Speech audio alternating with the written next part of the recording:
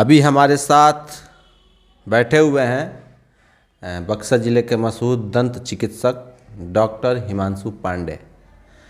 आज हम इनके पास दांतों से संबंधित कुछ बात करने के लिए, दांतों को समझने के लिए, दांत में क्या क्या सावधानियां रखनी पड़ती हैं, उनमें क्या क्या रोग होते हैं, उनके क्या समाधान हैं, इन सारी बातों पर बात करने के लिए अभी हम डॉक्टर हिमांशु के साथ उपस्थित हैं। सबसे पहले तो हिमांशु जी, आपका अपने चैनल में हम स्वागत करते हैं। बहुत बहुत धन्यवाद। बक्सर पत्रिका के सारे श्रोताओं को भी मेरा प्रणाम है। अच्छा, आम तौर पर जो लोग होते हैं वो दांतों को लेकर ज़्यादा कॉन्शियस होते नहीं हैं और बाद में पता चलता है कोई गंभीर बीमारी के वो शिकार हो जाते हैं। तो ऐसी शुरुआती ऐसी कौन सी बातें हैं जिस पर हर लोगों को मतलब थोड़ा सावधान रहना चाहिए? पहला नंबर तो देखिए, अभी जिस एरिया से हम लोग बिलोंग करते हैं रूरल बेल्ट में आता है। ये शहरी क्षेत्र सिर्फ कहने का है, लेकिन इस एरिया के नियर में जितनी भी लोकेलिटी आप देखिएगा सब रूरल एरियाज ही हैं। और इधर के जो लोग हैं अभी दांतों के प्रति उतना अवेयर नहीं है जितना अवेयर होना चाहिए। लोगों को लगता है कि वो दांत ही है ना, चलिए ठीक, कोई दिक्कत नहीं, निकलवा लें, मतलब निकलवा लेंगे, एक्सट्रैक्शन करा लेंगे उसका, ठीक है। उसको सीरियसली लोग नहीं लेते हैं कि उससे आगे चल के बहुत गंभीर बीमारियां भी मुंह में हो सकती है, ठीक है। तो सबसे पहले तो हम लोग को अपने मुख एवं दांत के प्रति एकदम हम लोग को अवेयर रहना होगा।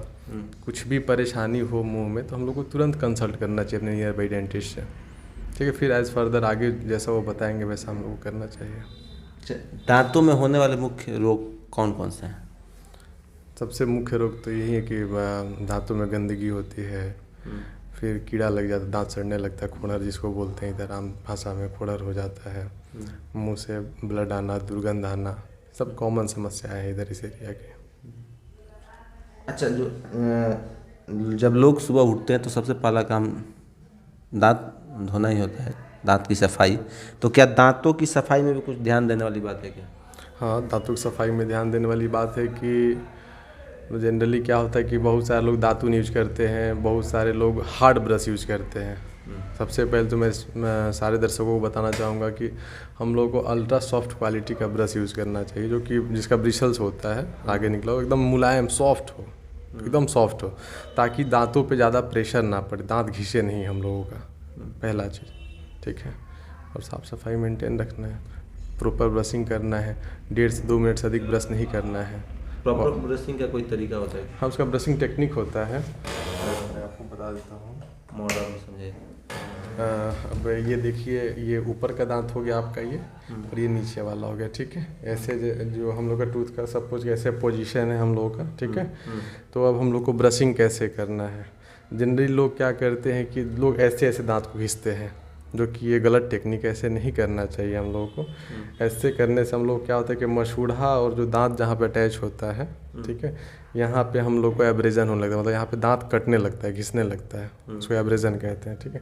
तो हम लोग को यहाँ से ऐसे डाउनवर्ड आना है, नीचे की तरफ 45 डिग्री के एंगल पे ब्रश को रखना है और डाउनवर्ड, ठीक है, जेंटली पोलाइटली एकदम डाउनवर्ड आना है, ठीक है।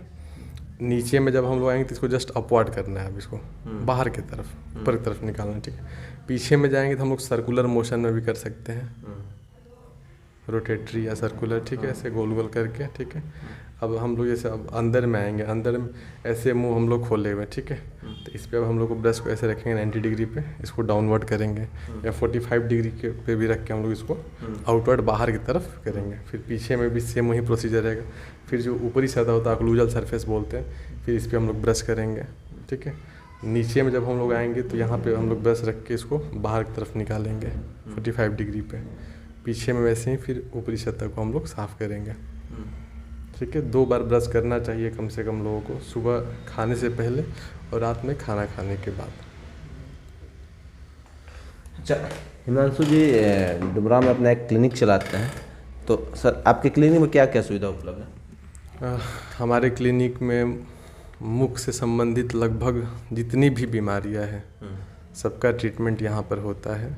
वैसा अगर कोई कॉम्प्लिकेटेड कार्सिनोजेनिक केस रहा, अगर मतलब कैंसर से संबंधित, तो उसको सिर्फ डायग्नोस करके उसको बाहर भेज दिया जाता है हायर सेंटर में। नहीं तो ऑलमोस्ट सारी बीमारियों का इलाज हमारे यहाँ, मुख संबंधी जितनी बीमारियाँ होती है उसका इलाज हम लोग यहाँ पे करते हैं।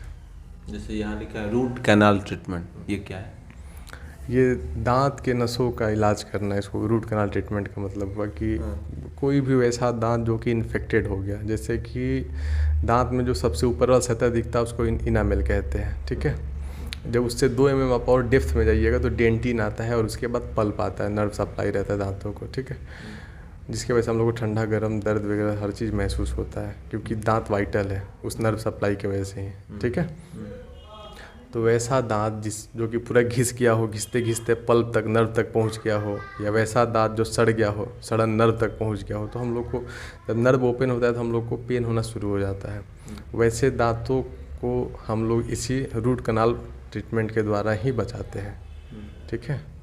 इसी बचाने की प्रक्रिया को हम लोग रूट कैनाल ट्रीटमेंट कहते हैं। और कौन कौन सा ट्रीटमेंट है?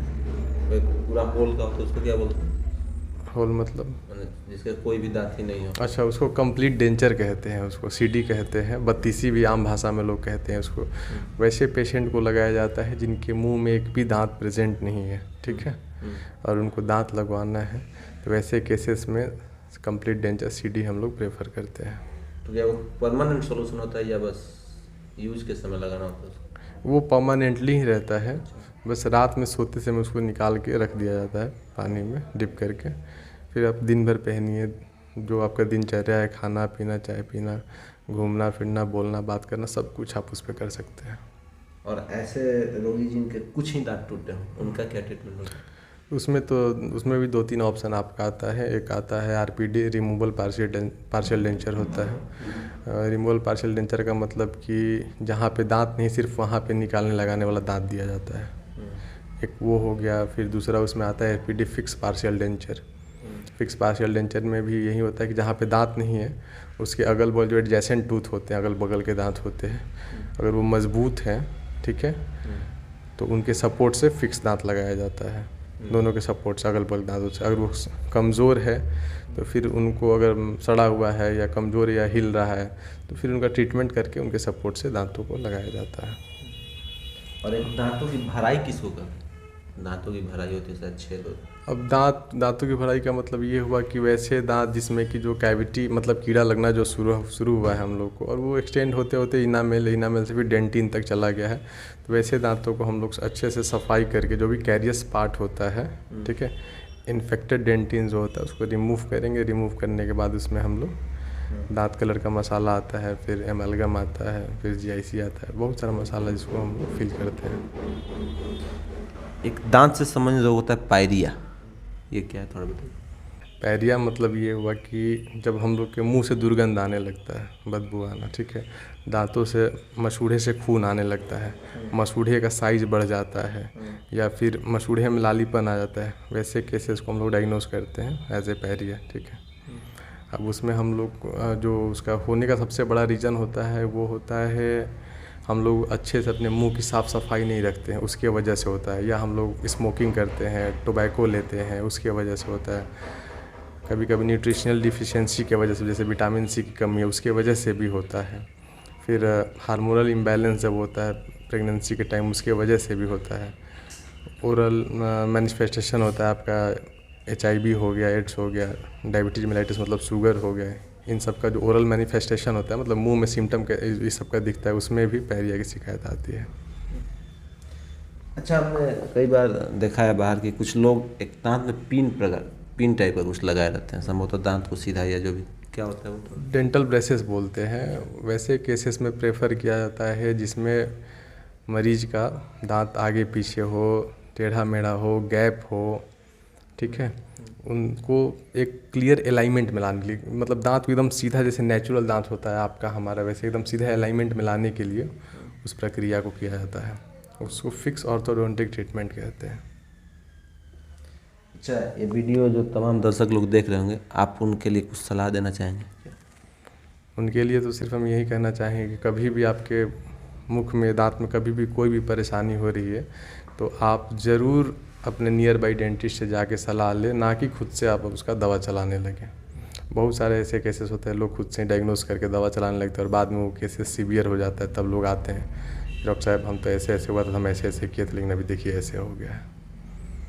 अच्छा, एक सामान्य बात जो कि लगभग हर लोग ही करते हैं, वो सीकोक से दांत को खोदना, उससे कोई समस्या है क्या? हाँ, उससे समस्या है, नहीं करना चाहिए, क्योंकि दांत के बीच में जो मसूड़ा होता है वहाँ पे जगह बनने लगता है, क्योंकि सीक का साइज तो मोटा होता है, बार बार आप उधर डालिएगा तो जगह मोटा होगा, फिर धीरे धीरे फूड लॉजमेंट होने लगता है।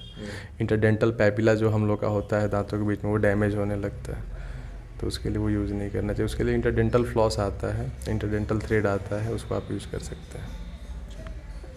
चलिए डॉक्टर साहब, आपने अपना कीमती समय दिया, इसके लिए आपको बहुत धन्यवाद। धन्यवाद। ये थे डॉक्टर हिमांशु, पेशे से दंत चिकित्सक। आपको इस वीडियो को ज़रूर देखना चाहिए और दांत के बारे में एक एक व्यक्ति को ज़रूर केयर करना चाहिए।